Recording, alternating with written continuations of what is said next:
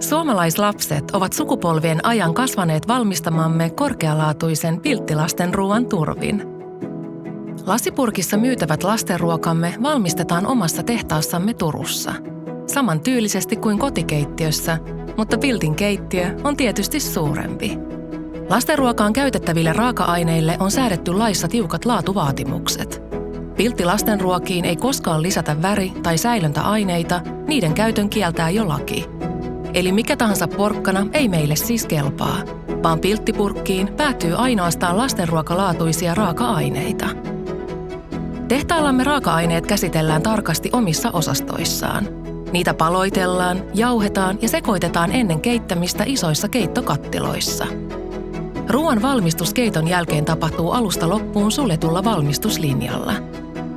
Teemme valmistuksen aikana useita tarkistuksia, joiden avulla varmistamme ruoan turvallisuuden.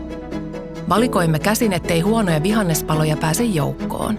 Hygieniakäytännöt, siivilät ja magneetit varmistavat, ettei tuotteessa ole mitään siihen kuulumatonta. Jokainen tyhjä lasipurkki tarkistetaan huolellisesti ja monella tapaa ennen täyttöä. Varmistamme esimerkiksi optisella tarkastuksella, että purkki on ehjä. Purkki täytetään kuumalla ruualla, suljetaan ilmatiiviisti ja lämpökäsitellään. Lämpökäsittelyllä saamme ruoan säilymään maistuvana, ravitsevana ja hyvälaatuisena pitkään. Tämän jälkeen purkit läpivalaistaan, etiketöidään ja pakataan. Tehtaalta valmiit tuotteet kulkevat varastomme kautta kauppojen hyllyille ympäri Suomen ja sieltä pienten pilttien iloksi.